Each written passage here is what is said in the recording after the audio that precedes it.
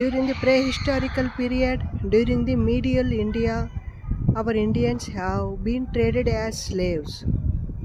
That is due to the vulnerability of the people. Because of the low income, so many children, women, and men have been traded as animals. But the system during the British period totally changed.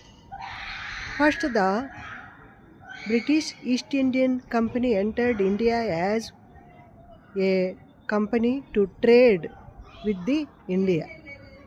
Then it has occupied the Indian continent. Slavery in the total world is mainly due to the low resources, such as the land. So, due to the landlessness, the people become incomeless.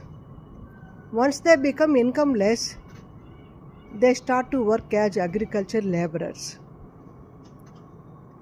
So you all know industries started only in the 19th century and flourished in the 20th century. The slavery in the colonies of the Britain has abolished through Slavery Abolition Act of 1834. After this act, the slavery has taken another turn.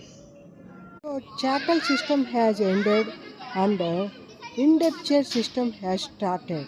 That is contract system started.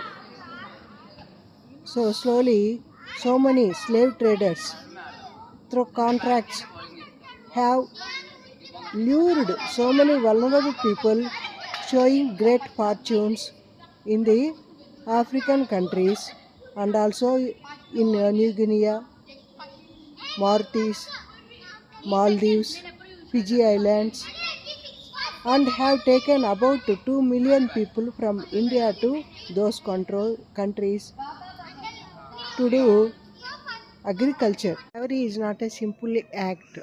It causes a lot of pain to the people.